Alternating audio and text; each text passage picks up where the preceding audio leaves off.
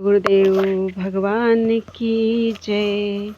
प्यारी कृष्ण कन्हैया लाल की जय।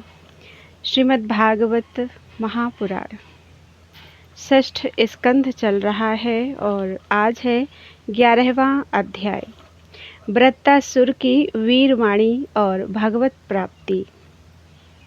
श्री सुखदेव जी कहते हैं, परीक्षित, असुर सेना भयभीत होकर भाग रही थी। उसके सैनिक इतने अचेत हो रहे थे कि उन्होंने अपने स्वामी के धर्मानुकूल वचनों पर ध्यान नहीं दिया। वृत्तासुर ने देखा कि समय की अनुकूलता के कारण देवता लोग असुरों की सेना को खदेड़ रहे हैं और वह इस प्रकार छिन्न भिन्न हो रही है मानो बिना नायक की हो। राजन, यह देखकर वृत्तासुर असहिष्णुता और क्रोध के मारे तिलमिला उठा। उसने बलपूर्वक देवसेना को आगे बढ़ने से रोक दिया और उन्हें डांटकर ललकारते हुए कहा, क्षुद्र देवताओं, रणभूमि में पीठ दिखाने वाले कायर असुरों पर पीछे से प्रहार करने में क्या लाभ है। ये लोग तो अपने माँ बाप के मलमूत्र हैं, परंतु अपने को शूरवीर मानने वाले तुम्हारे जैसे पुरुषों के लिए भी तो डरपोकों को मारना कोई प्रशंसा की बात नहीं है और न इससे तुम्हें स्वर्ग ही मिल सकता है। यदि तुम्हारे मन में युद्ध करने की शक्ति और उत्साह है और अब जीवित रहकर विषय सुख भोगने की लालसा नहीं है, तो क्षण भर मेरे सामने डट जाओ और युद्ध का मजा चख लो। परीक्षित, वृत्तासुर बड़ा बली था। वह अपने डील डौल से ही शत्रु देवताओं को भयभीत करने लगा। उसने क्रोध में भरकर इतने जोर का सिंहनाद किया कि बहुत से लोग तो उसे सुनकर ही अचेत हो गए। वृत्तासुर की भयानक गर्जना से सब के सब देवता मूर्छित होकर पृथ्वी पर गिर पड़े, मानो उन पर बिजली गिर गई हो। अब जैसे मदोन्मत्त गजराज नरकट का बन रौंद डालता है, वैसे ही रणबांकुरा वृत्तासुर हाथ में त्रिशूल लेकर भय से नेत्र बंद किए पड़ी हुई देवसेना को पैरों से कुचलने लगा। उसके वेग से धरती डगमगाने लगी। वज्रपाणी देवराज इंद्र उसकी यह करतूत सह न सके। जब वह उनकी ओर झपटा तब उन्होंने और भी चिढ़कर अपने शत्रुओं पर एक बहुत बड़ी गदा चलाई। अभी वह असह्य गदा वृत्तासुर के पास पहुंची भी नहीं थी कि उसने खेल ही खेल में बाएं हाथ से उसे पकड़ लिया। राजन, परम पराक्रमी वृत्तासुर ने क्रोध से आग बबूला होकर उसी गदा से इंद्र के वाहन ऐरावत के सिर पर बड़े जोर से गरजते हुए प्रहार किया। उसके इस कार्य की सभी लोग बड़ी प्रशंसा करने लगे। वृत्तासुर की गदा के आघात से ऐरावत हाथी वज्राहत पर्वत के समान तिलमिला उठा। सिर फट जाने से वह अत्यंत व्याकुल हो गया और खून उगलता हुआ इंद्र को लिए हुए ही 28 हाथ पीछे हट गया। देवराज इंद्र अपने वाहन ऐरावत के मूर्छित हो जाने से स्वयं भी विषादग्रस्त हो गए। यह देखकर युद्ध धर्म के मर्मज्ञ वृत्तासुर ने उनके ऊपर फिर से गदा नहीं चलाई। तब तक इंद्र ने अपने अमृत श्रावी हाथ के स्पर्श से घायल ऐरावत की व्यथा मिटा दी और फिर वे रणभूमि में आ डटे। परीक्षित, जब वृत्तासुर ने देखा कि मेरे भाई विश्वरूप का वध करने वाला शत्रु इंद्र युद्ध के लिए हाथ में वज्र लेकर फिर सामने आ गया है, तब उसे उनके उस क्रूर पाप कर्म का स्मरण हो आया और वह शोक और मोह से युक्त होकर हंसता हुआ उनसे कहने लगा। वृत्तासुर बोला, आज मेरे लिए बड़े सौभाग्य का दिन है कि तुम्हारे जैसा शत्रु, जिसने विश्वरूप के रूप में ब्राह्मण अपने गुरु एवं मेरे भाई की हत्या की है, मेरे सामने खड़ा है। अरे दुष्ट, अब शीघ्र से शीघ्र मैं तेरे पत्थर के समान कठोर हृदय को अपने शूल से विदीर्ण करके भाई से उरण होऊंगा। आहा, यह मेरे लिए कैसे आनंद की बात होगी। इंद्र, तूने मेरे आत्मवेत्ता और निष्पाप बड़े भाई के, जो ब्राह्मण होने के साथ ही यज्ञ में दीक्षित और तुम्हारा गुरु था, विश्वास दिलाकर तलवार से तीनों सिर उतार लिए। ठीक वैसे ही जैसे स्वर्गकामी निर्दय मनुष्य यज्ञ में पशु का सिर काट डालता है। दया, लज्जा, लक्ष्मी और कीर्ति तुझे छोड़ चुकी है। तूने ऐसे ऐसे नीच कर्म किए हैं जिनकी निंदा मनुष्यों की तो बात ही क्या है, राक्षस तक करते हैं। आज मेरे त्रिशूल से तेरा शरीर टूक टूक हो जाएगा।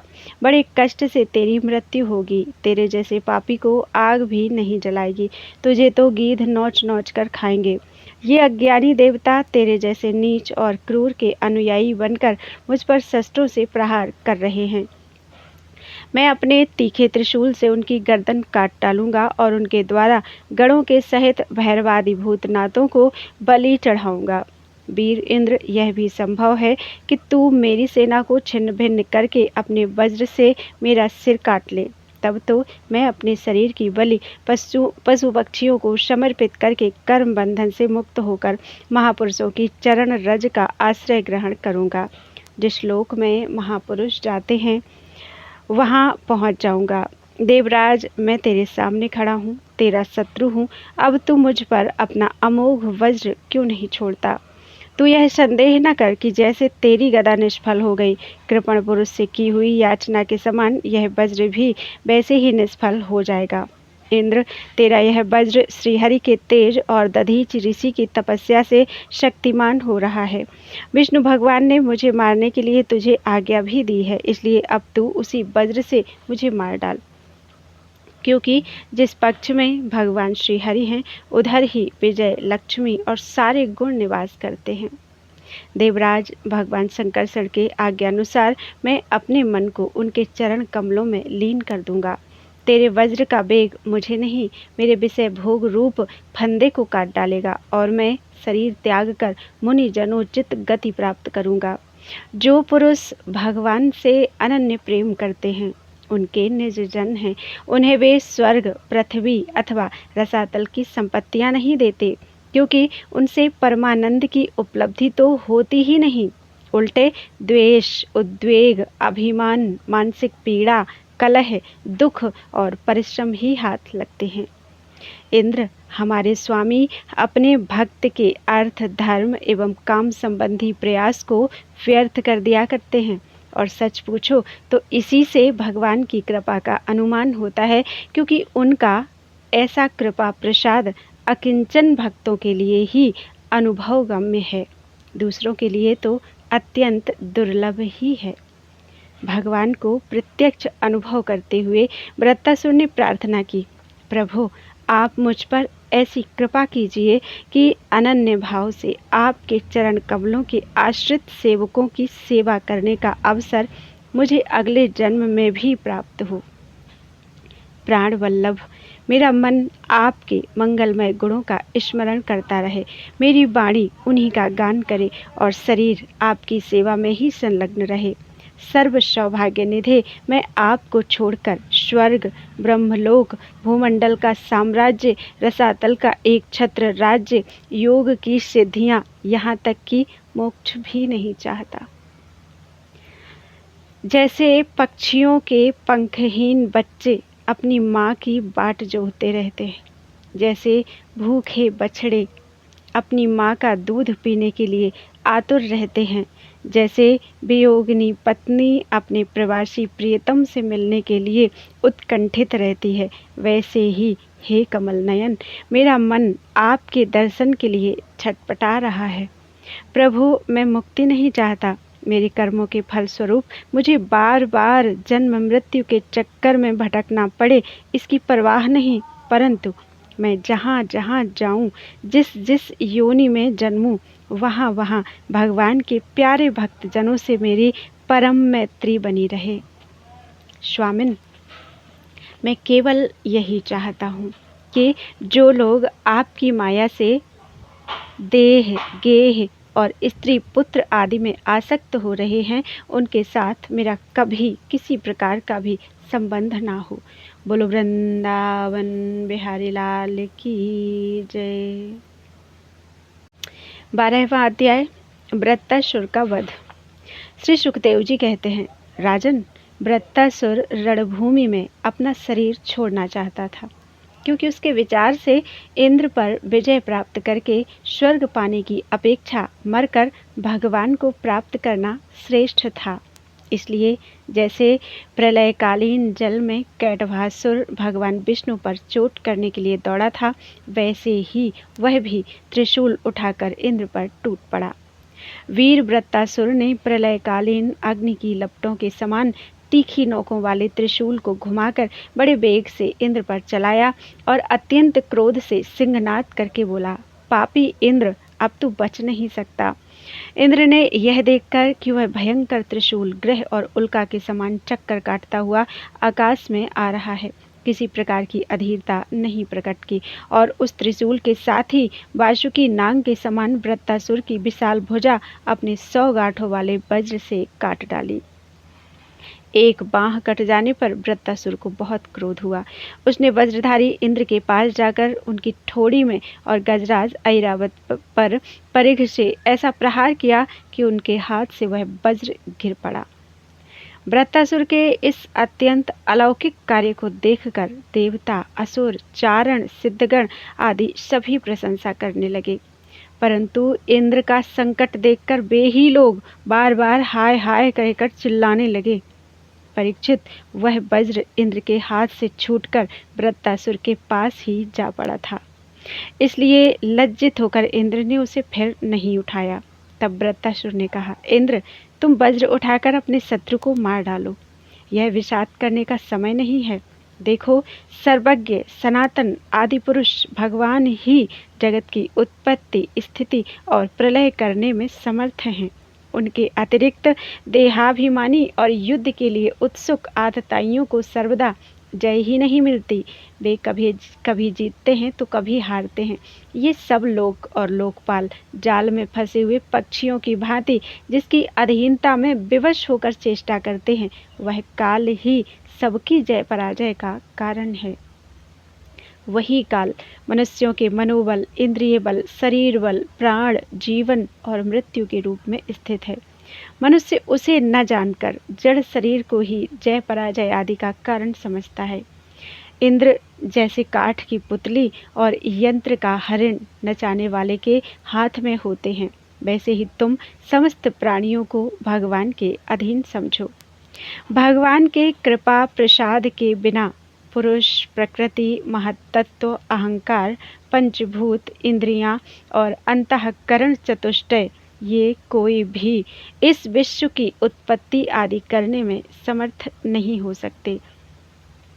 जिसे इस बात का पता नहीं है कि भगवान ही सबका नियंत्रण करते हैं, वही इस परतंत्र जीव को स्वतंत्र कर्ता भोक्ता मान बैठता है। वस्तुतः स्वयं भगवान ही प्राणियों की रचना और उन्हीं के द्वारा उनका संहार करते हैं।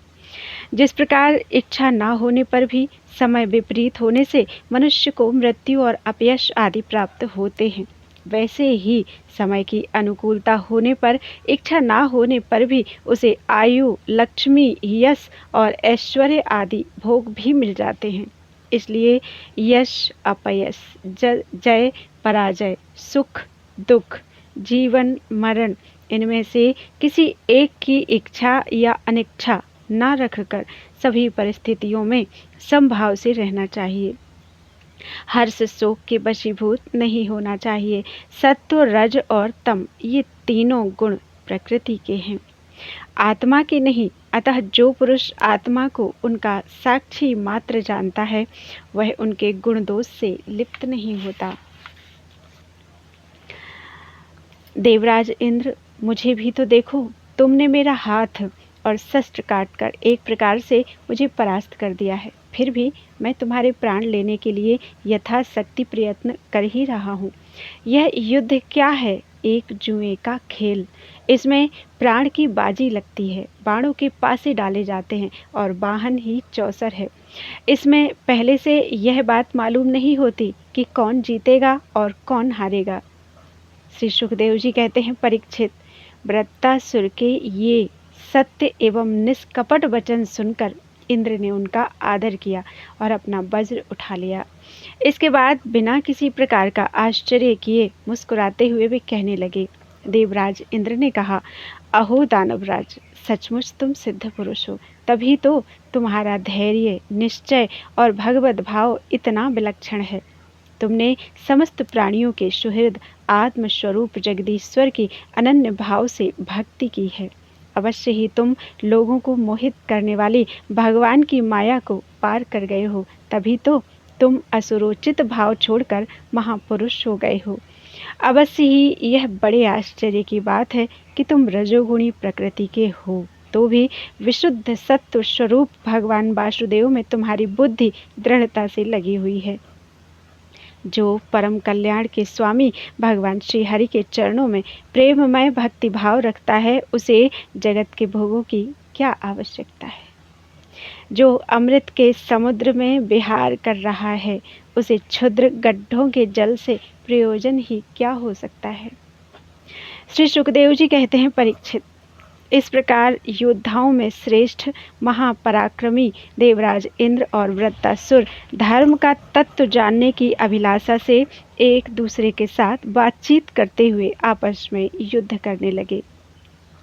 राजन, अब शत्रुसूदन वृत्तासुर ने बाएं हाथ से फौलाद का बना हुआ एक बहुत भयावना परिघ उठाकर आकाश में घुमाया और उससे इंद्र पर प्रहार किया। किंतु देवराज इंद्र ने वृत्तासुर का वह परिघ तथा हाथी की सूंड के समान लंबी भुजा अपने 100 गांठों वाले वज्र से एक साथ ही काट गिराई। जड़ से दोनों भुजाओं के कट जाने पर वृत्तासुर के बाएं और दाएं दोनों कंधों से खून की धारा बहने लगी। उस समय वह ऐसा जान पड़ता था मानो इंद्र के वज्र की चोट से पंख कट जाने पर कोई पर्वत ही आकाश से गिरा हो। अब पैरों से चलने फिरने वाले पर्वतराज के समान अत्यंत दीर्घकाय वृत्तासुर ने अपनी ठोड़ी को धरती से और ऊपर के होठ को स्वर्ग से लगाया तथा आकाश के समान गहरे मुख, सांप के समान भयावनी जीभ एवं मृत्यु के समान कराल दाढ़ों से मानो त्रिलोकी को निगलता अपने पैरों की चोट से पृथ्वी को रौंदता और प्रबल वेग से पर्वतों को उलटता पलटता वह इंद्र के पास आया और उन्हें उनके वाहन ऐरावत हाथी के सहित इस प्रकार लील गया जैसे कोई परम पराक्रमी और अत्यंत बलवान अजगर हाथी को निगल जाए।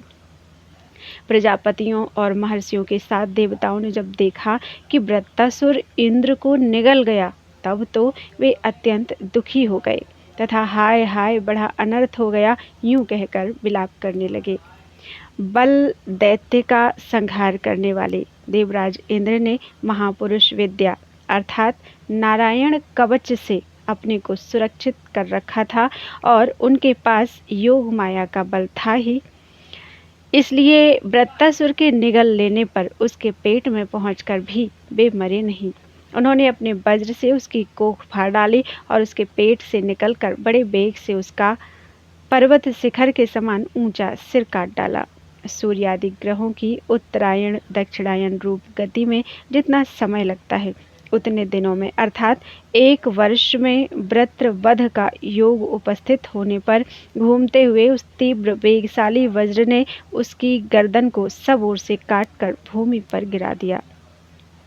उस समय आकाश में दुंदुभियां बजने लगी। महर्षियों के साथ गंधर्व, सिद्ध आदि वृत्रघाती इंद्र का पराक्रम सूचित करने वाले मंत्रों से उनकी स्तुति करने लगे।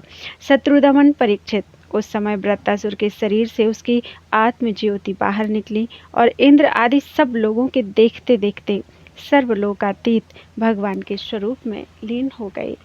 बोलो वृंदावन बिहारी लाल की जय। 13वां अध्याय, इंद्र पर ब्रह्म हत्या का आक्रमण। श्री सुखदेव जी कहते हैं, महादानी परीक्षित, वृत्तासुर की मृत्यु से इंद्र के अतिरिक्त तीनों लोक और लोकपाल तत्क्षण परम प्रसन्न हो गए। उनका भय, उनकी चिंता जाती रही। युद्ध समाप्त होने पर देवता, ऋषि, पितर, भूत, दैत्य और देवताओं के अनुचर गंधर्व आदि इंद्र से बिना पूछे ही अपने अपने लोक को लौट गए। इसके पश्चात ब्रह्मा, शंकर और इंद्र आदि भी चले गए। राजा परीक्षित ने पूछा, भगवान, मैं देवराज इंद्र की अप्रसन्नता का कारण सुनना चाहता हूँ। जब वृत्तासुर के वध से सभी देवता सुखी हुए, तब इंद्र को दुख होने का क्या कारण था? श्री सुखदेव जी ने कहा, परीक्षित, जब वृत्तासुर के पराक्रम से सभी देवता और ऋषि महर्षि अत्यंत भयभीत हो गए, तब उन लोगों ने उसके वध के लिए इंद्र से प्रार्थना की, परंतु वे ब्रह्म हत्या के भय से उसे मारना नहीं चाहते थे। देवराज इंद्र ने उन लोगों से कहा, देवताओं और ऋषियों, मुझे विश्व रूप के वध से जो ब्रह्म हत्या लगी थी, उसे तो स्त्री, पृथ्वी, जल और वृक्षों ने कृपा करके बांट लिया। अब यदि मैं वृत्र का वध करूं, तो उसकी हत्या से मेरा छुटकारा कैसे होगा। श्री सुखदेव जी कहते हैं, देवराज इंद्र की बात सुनकर ऋषियों ने उससे कहा, देवराज तुम्हारा कल्याण हो, तुम तनिक भी भय मत करो, क्योंकि हम अश्वमेध यज्ञ कराकर तुम्हें सारे पापों से मुक्त कर देंगे। अश्वमेध यज्ञ के द्वारा सबके अंतर्यामी सर्वशक्तिमान परमात्मा नारायण देव की आराधना करके तुम संपूर्ण जगत का वध करने से पाप से मुक्त हो सकोगे। फिर वृत्तासुर के वध की तो बात ही क्या है। देवराज, भगवान के नाम कीर्तन मात्र से ही ब्राह्मण, पिता, गौ माता, आचार्य आदि की हत्या करने वाले महापापी, कुत्ते का मांस खाने वाले चांडाल और कसाई भी शुद्ध हो जाते हैं। हम लोग अश्वमेघ नामक महायज्ञ का अनुष्ठान करेंगे। उसके द्वारा श्रद्धा पूर्वक भगवान की आराधना करके तुम ब्रह्मा पर्यंत समस्त चराचर जगत की हत्या के भी पाप से लिप्त नहीं होगे। फिर इस दुष्ट को दंड देने के पाप से छूटने की तो बात ही क्या है। श्री सुखदेव जी कहते हैं, परीक्षित, इस प्रकार ब्राह्मणों से प्रेरणा प्राप्त करके देवराज इंद्र ने वृत्तासुर का वध किया था। अब उसके मारे जाने पर ब्रह्म हत्या इंद्र के पास आई। उसके कारण इंद्र को बड़ा क्लेश, बड़ी जलन सहनी पड़ी। उन्हें एक क्षण के लिए भी चैन नहीं पड़ता था। सच है, जब किसी संकोची सज्जन पर कलंक लग जाता है तब उसके धैर्य आदि गुण भी उसे सुखी नहीं कर पाते। देवराज इंद्र ने देखा कि ब्रह्म हत्या साक्षात चंडाली के समान उनके पीछे पीछे दौड़ी आ रही है। बुढ़ापे के कारण उसके सारे अंग कांप रहे हैं और क्षय रोग उसे सता रहा है। उसके सारे वस्त्र खून से लथपथ हो रहे हैं। वह अपने सफ़ेद सफ़ेद बालों को बिखेरे ठहर जा इस प्रकार चिल्लाती आ रही है। उसके श्वास के साथ मछली की सी दुर्गंध आ रही है, जिसके कारण मार्ग भी दूषित होता जा रहा है। राजन, देवराज इंद्र उसके भय से दिशाओं और आकाश में भागते फिरे। अंत में कहीं भी शरण न मिलने के कारण उन्होंने पूर्व और उत्तर के कोने में स्थित मानसरोवर में शीघ्रता से प्रवेश किया। देवराज इंद्र मानसरोवर के कमलनाल के तंतुओं में 1000 वर्षों तक छिपकर निवास करते रहे और सोचते रहे कि ब्रह्म हत्या से मेरा छुटकारा कैसे होगा। इतने दिनों तक उन्हें भोजन के लिए किसी प्रकार की सामग्री न मिल सकी, क्योंकि वे अग्निदेवता के मुख से भोजन करते और अग्निदेवता जल के भीतर कमल तंतुओं में जा नहीं सकते थे। जब तक देवराज इंद्र कमल तंतुओं में रहे तब तक अपनी विद्या, तपस्या और योग बल के प्रभाव से राजा नहुष स्वर्ग का शासन करते रहे। परंतु जब उन्होंने संपत्ति और ऐश्वर्य के मद से अंधे होकर इंद्र पत्नी सची के साथ अनाचार करना चाहा, तब सची ने उनसे ऋषियों का अपराध करवाकर उन्हें शाप दिला दिया, जिससे वे सांप हो गए। तदनंतर जब सत्य के परम पोषक भगवान का ध्यान करने से इंद्र के पाप नष्ट प्राय हो गए, तब ब्राह्मणों के बुलवाने पर वे पुनः स्वर्गलोक में गए। कमल वन बिहारिणी विष्णु पत्नी लक्ष्मी जी इंद्र की रक्षा कर रही थी और पूर्वोत्तर दिशा के अधिपति रुद्र ने पाप को पहले ही निस्तेज कर दिया था, जिससे वह इंद्र पर आक्रमण नहीं कर सका। परीक्षित, इंद्र के स्वर्ग में आ जाने पर ब्रह्मर्षियों ने वहां आकर भगवान की आराधना के लिए इंद्र को अश्वमेध यज्ञ की दीक्षा दी। उनसे अश्वमेध यज्ञ कराया। जब वेदवादी ऋषियों ने उनसे अश्वमेध यज्ञ कराया तथा देवराज इंद्र ने उस यज्ञ के द्वारा सर्वदेव स्वरूप पुरुषोत्तम भगवान की आराधना की, तब भगवान की आराधना के प्रभाव से वृत्तासुर के वध की वह बहुत बड़ी पाप राशि इस प्रकार भस्म हो गई, जैसे सूर्योदय से कोहरे का नाश हो जाता है। जब मरीचि आदि मुनीश्वरों ने उनसे विधि पूर्वक अश्वमेध यज्ञ कराया, तब उसके द्वारा सनातन पुरुष यज्ञपति भगवान की आराधना करके इंद्र सब पापों से छूट गए और पूर्ववत फिर पूजनीय हो गए। परीक्षित, इस श्रेष्ठ आख्यान में इंद्र की विजय, उनकी पापों से मुक्ति और भगवान के प्यारे भक्त वृत्तासुर का वर्णन हुआ है। इसमें तीर्थों को भी तीर्थ बनाने वाले भगवान के अनुग्रह आदि गुणों का संकीर्तन है। यह सारे पापों को धो बहाता है और भक्ति को बढ़ाता है। बुद्धिमान पुरुषों को चाहिए कि वे इस इंद्र संबंधी आख्यान को सदा सर्वदा पढ़ें और सुनें। विशेषतः पर्वों के अवसर पर तो अवश्य ही इसका सेवन करें। यह धन और यश को बढ़ाता है, सारे पापों से छुड़ाता है, शत्रु पर विजय प्राप्त कराता है तथा आयु और मंगल की अभिवृद्धि करता है। बोलो वृंदावन बिहारी लाल की जय। 14वां अध्याय वृत्तासुर का पूर्व चरित्र। राजा परीक्षित ने कहा, भगवान, वृत्तासुर का स्वभाव तो बड़ा रजोगुणी तमोगुणी था। वह देवताओं को कष्ट पहुंचाकर पाप भी करता ही था। ऐसी स्थिति में भगवान नारायण के चरणों में उसकी सुदृढ़ भक्ति कैसे हुई?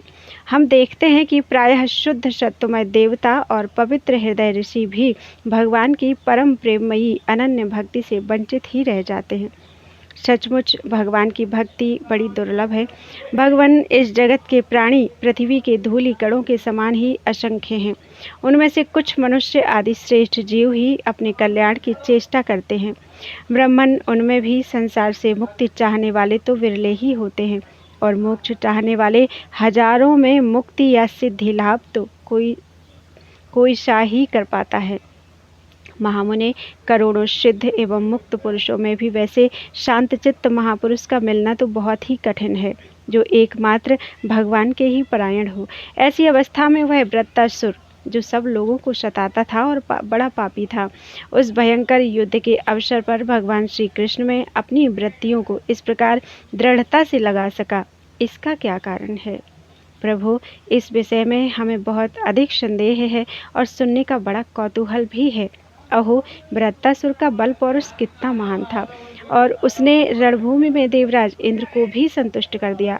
सूत जी कहते हैं, शौनकादि ऋषियों, भगवान सुखदेव जी ने परम श्रद्धालु राजर्षि परीक्षित का यह श्रेष्ठ प्रश्न सुनकर उनका अभिनंदन करते हुए यह बात कही। श्री सुखदेव जी ने कहा, परीक्षित, तुम सावधान होकर यह इतिहास सुनो। मैंने इसे अपने पिता व्यास जी, देवर्षि नारद और महर्षि देवल के मुँह से भी विधिपूर्वक सुना है। प्राचीन काल की बात है। सूरसेन देश में चक्रवर्ती सम्राट महाराज चित्रकेतु राज्य करते थे। उनके राज्य में पृथ्वी स्वयं ही प्रजा की इच्छा के अनुसार अन्न रस दे दिया करती थी। उनके 1 करोड़ रानियां थीं और ये स्वयं संतान उत्पन्न करने में समर्थ भी थे, परंतु उन्हें उनमें से किसी के भी गर्भ से कोई संतान नहीं हुई। यूँ महाराज चित्रकेतु को किसी बात की कमी नहीं थी। सुंदरता, उदारता, युवावस्था, कुलीनता, विद्या, ऐश्वर्य और संपत्ति आदि सभी गुणों से वे संपन्न थे। फिर भी उनकी पत्नियां बांझ थीं, इसलिए उन्हें बड़ी चिंता रहती थी। वे सारी पृथ्वी के एक छत्र सम्राट थे। बहुत सी सुंदरी रानियां थीं तथा सारी पृथ्वी उनके वश में थी।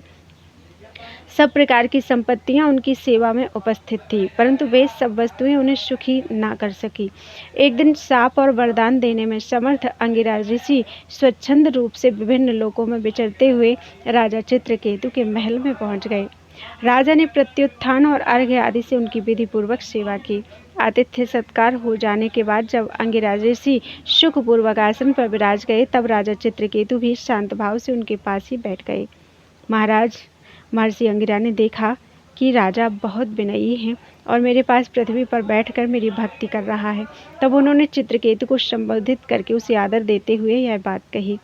अंगिरा ऋषि ने कहा, राजन, तुम अपनी प्रकृतियों, गुरु, मंत्री, राष्ट्र, दुर्ग, कोष, सेना और मित्र के साथ सकुशल तो हो ना? जैसे जीव महत्त्वादि 7 आवरणों से घिरा रहता है, वैसे ही राजा भी इन 7 प्रकृतियों से घिरा रहता है।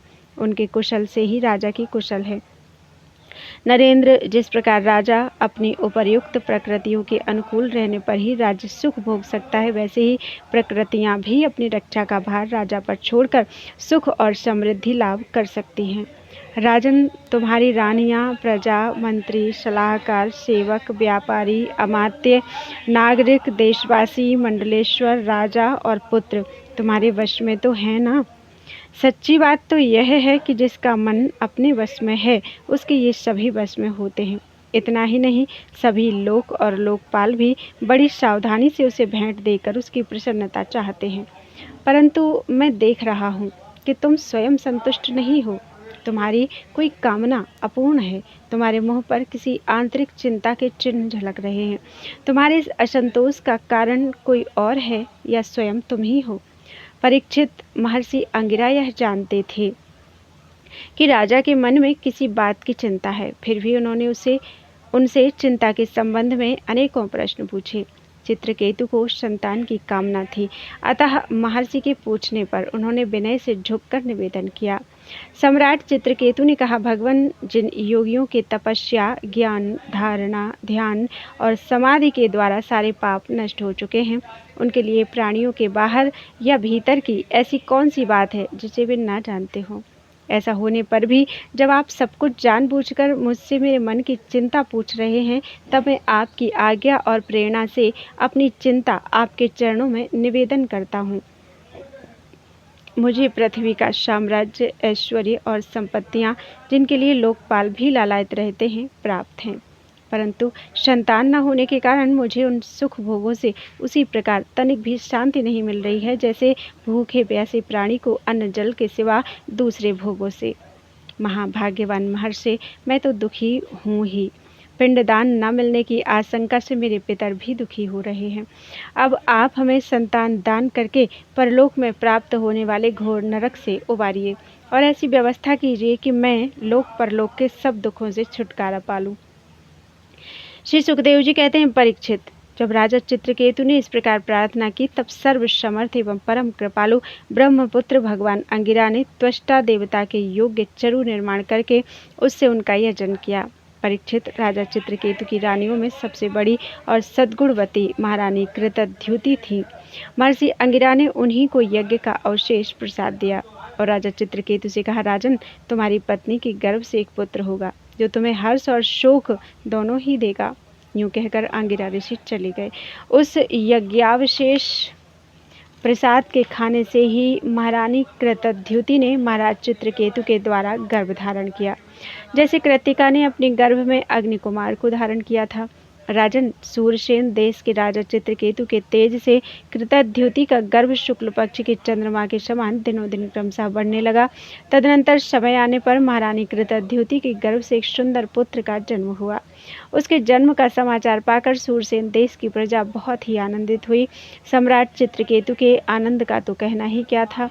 वे स्नान करके पवित्र हुए, फिर उन्होंने वस्त्राभूषणों से सुसज्जित होकर ब्राह्मणों से स्वस्ति वाचन कराकर और आशीर्वाद लेकर पुत्र का जात कर्म संस्कार कराया। उन्होंने उन ब्राह्मणों को सोना, चांदी, वस्त्र, आभूषण, गांव, घोड़े, हाथी और 6 अर्बुद गौएं दान की। उदार शिरोमणि राजा चित्रकेतु ने पुत्र के धन, यश और आयु की वृद्धि के लिए दूसरे लोगों को भी मुँह मांगी वस्तुएं दी। ठीक उसी प्रकार जैसे मेघ सभी जीवों का मनोरथ पूर्ण करता है।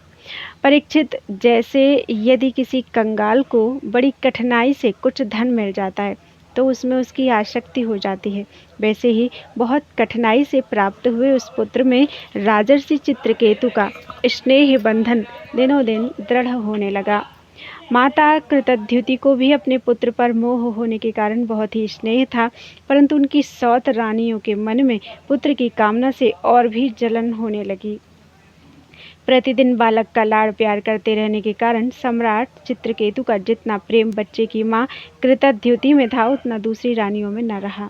इस प्रकार एक तो भी रानियां संतान न होने के कारण ही दुखी थी, दूसरे राजा चित्रकेतु ने उनकी उपेक्षा कर दी, अतः वे डाह से अपने को धिक्कारने और मन ही मन जलने लगी। वे आपस में कहने लगी, अरे बहनों, पुत्रहीन स्त्री बहुत ही अभागिनी होती है। पुत्र वाली सौतें तो दासी के समान उसका तिरस्कार करती हैं, और तो और स्वयं पतिदेव ही उसे पत्नी करके नहीं मानते। सचमुच पुत्रहीन स्त्री धिक्कार के योग्य है। भला दासियों को क्या दुख है, वे तो अपने स्वामी की सेवा करके निरंतर सम्मान पाती रहती हैं, परंतु हम अभागिनी तो इस समय उनसे भी गई बीती हो रही हैं और दासियों की दासी के समान बार बार तिरस्कार पा रही हैं। परीक्षित, इस प्रकार वे रानियां अपनी सौत की गोद भरी देखकर जलती रहती थीं और राजा भी उनकी ओर से उदासीन हो गए थे। फलतः उनके मन में कृतद्युति के प्रति बहुत अधिक द्वेष हो गया। द्वेष के कारण रानियों की बुद्धि मारी गई, उनके चित्त में क्रूरता छा गई। उन्हें अपने पति चित्रकेतु का पुत्र स्नेह सहन नहीं हुआ, इसलिए उन्होंने चिढ़कर नन्हे से राजकुमार को विष दे दिया। महारानी कृतद्युति को सौतों की इस घोर पापमयी करतूत का कुछ भी पता नहीं था। उन्होंने दूर से देखकर समझ लिया कि बच्चा सो रहा है, इसलिए वे महल में इधर उधर डोलती नहीं। बुद्धिमती रानी ने यह देखकर कि बच्चा बहुत देर से सो रहा है, धाय से कहा, कल्याणी, मेरे लाल को ले आ। धाय ने सोते हुए बालक के पास जाकर देखा कि उसके नेत्रों की पुतलियां उलट गई हैं। प्राण, इंद्रिय और जीवात्मा ने भी उसके शरीर से विदा ले ली है। यह देखते ही हाय रे मैं मारी गई, इस प्रकार कहकर वह धरती पर गिर पड़ी। धाय अपने दोनों हाथों से छाती पीट पीट कर बड़े आर्त स्वर में जोर जोर से रोने लगी। उसका रोना सुनकर महारानी कृतद्युति जल्दी जल्दी अपने पुत्र के शयन गृह में पहुंची और उन्होंने देखा कि मेरा छोटा सा बच्चा अकस्मात मर गया है। तब वे अत्यंत शोक के कारण मूर्छित होकर पृथ्वी पर गिर पड़ी। उनके सिर के बाल बिखर गए और शरीर पर के वस्त्र अस्त व्यस्त हो गए। तदनंतर महारानी का रुदन सुनकर रनिवास की सभी स्त्री पुरुष वहां दौड़ाए और सहानुभूतिवश अत्यंत दुखी होकर रोने लगे। बेहत्यारी रानियां भी वहां आकर झूठ मूठ रोने का ढोंग करने लगी। जब राजा चित्रकेतु को पता लगा कि मेरे पुत्र की अकारण ही मृत्यु हो गई है, तब अत्यंत स्नेह के कारण शोक के आवेश से उनकी आंखों के सामने अंधेरा छा गया। वे धीरे धीरे अपने मंत्रियों और ब्राह्मणों के साथ मार्ग में गिरते पड़ते मृत बालक के पास पहुंचे और मूर्छित होकर उसके पैरों के पास गिर पड़े। उनके केश और वस्त्र इधर उधर बिखर गए। वे लंबी लंबी सांस लेने लगे। आंसुओं की अधिकता से उनका गला रुंध गया और वे कुछ भी बोल नहीं सके। पति प्राणा रानी कृतद्युति अपने पति चित्रकेतु को अत्यंत शोकाकुल और इकलौते नन्हे से बच्चे को मरा हुआ देख भांति भांति से विलाप करने लगी। उनका यह दुख देखकर मंत्री आदि सभी उपस्थित मनुष्य शोकग्रस्त हो गए। महारानी के नेत्रों से इतने आंसू बह रहे थे कि वे उनकी आंखों का अंजन लेकर केसर और चंदन से चर्चित वक्ष स्थल को भिगोने लगे। उनके बाल बिखर रहे थे तथा उनमें गुंथे हुए फूल गिर रहे थे। इस प्रकार वे पुत्र के लिए कुर्री पक्षी के समान उच्च स्वर में विविध प्रकार से विलाप कर रही थी। वे कहने लगी, अरे विधाता, सचमुच तो बड़ा मूर्ख है जो अपनी सृष्टि के प्रतिकूल चेष्टा करता है। बड़े आश्चर्य की बात है कि बड़े बूढ़े तो जीते रहें और बालक मर जाएं। यदि वास्तव में तेरे स्वभाव में ऐसी ही विपरीतता है, तब तो तू जीवों का अमर शत्रु है। यदि संसार में प्राणियों के जीवन मरण का कोई क्रम न रहे तो वे अपने प्रारब्ध के अनुसार जन्मते मरते रहेंगे। फिर तेरी आवश्यकता ही क्या है? तूने संबंधियों में स्नेह बंधन तो इसीलिए डाल रखा है कि ना कि वे तेरी सृष्टि को बढ़ाएं। तूने संबंधियों में स्नेह बंधन तो इसीलिए डाल रखा है ना कि वे तेरी सृष्टि को बढ़ाएं, परंतु तू इस प्रकार बच्चों को मारकर अपने किए कराए पर अपने हाथों पानी फेर रहा है। फिर वे अपने मृत पुत्र को देखकर कहने लगी, बेटा, मैं तुम्हारे बिना अनाथ और दीन हो रही हूँ। मुझे छोड़कर इस प्रकार चले जाना तुम्हारे लिए उचित नहीं है। तनिक आँख खोलकर देखो तो सही, तुम्हारे पिताजी तुम्हारे वियोग में कितने शोक संतप्त हो रहे हैं।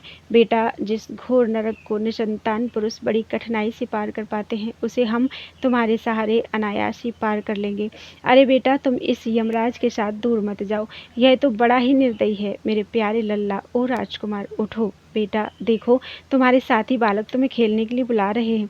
तुम्हें सोते सोते बहुत देर हो गई है। अब मेरा दूध ही पी लो और अपने स्वजन संबंधी हम लोगों का शोक दूर करो। प्यारे लाल, आज मैं तुम्हारे मुखारविंद पर वह भोली भाली मुस्कुराहट और आनंद भरी चितवन नहीं देख रही हूँ। मैं बड़ी अभागिनी हूँ। हाय हाय, अब भी मुझे तुम्हारी सुमधुर तोतली बोली नहीं सुनाई दे रही है। क्या सचमुच निठुर यमराज तुम्हें उस परलोक में ले गया जहाँ से फिर कोई लौट कर नहीं आता? श्री सुखदेव जी कहते हैं, परीक्षित, जब सम्राट चित्रकेतु ने देखा कि मेरी रानी अपने मृत पुत्र के लिए इस प्रकार भांति भांति से विलाप कर रही है, तब वे शोक से अत्यंत संतप्त होकर फूट फूट कर रोने लगीं। राजा रानी के इस प्रकार विलाप करने पर उनके अनुगामी स्त्री पुरुष भी दुखित होकर रोने लगे। इस प्रकार सारा नगर ही शोक से अचेत सा हो गया। राजन महर्षि अंगिरा और देवर्षि नारद ने देखा कि राजा चित्रकेतु पुत्र शोक के कारण चेतनाहीन हो रहे हैं, यहाँ तक कि उन्हें समझाने वाला भी कोई नहीं है। तब वे दोनों वहाँ आए। बोलो वृंदावन बिहारी लाल की जय। त्वदीयं वस्तु गोविंदम तुभ्यमेव समर्पितम्।